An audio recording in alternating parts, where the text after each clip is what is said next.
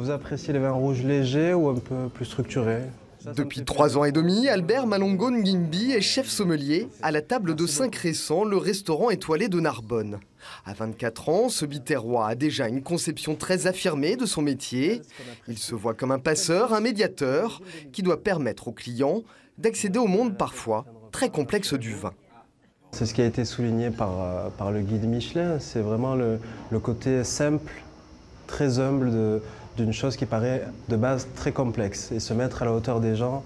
Et voilà, ça demande, je pense, beaucoup d'empathie, simplement. Et toujours rester soi-même, ne pas vouloir abasourdir ou apporter des explications un peu trop compliquées. Le chef qui a su faire confiance en premier à Albert, c'est lui, Lionel Guiraud. Étoilé depuis 16 ans, il commence par faire travailler le jeune sommelier en tant qu'extra.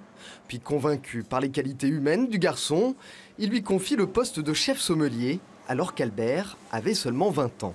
Albert, c'est quelqu'un qui marche avec le feeling avec moi, que ce soit sur les plats ou que ce soit avec la clientèle. On est comme ça, on est des gens qui allons dans la générosité, dans la bienveillance, dans le bien-être, tout ça font partie des thématiques qu'on a cœur à faire partager au quotidien.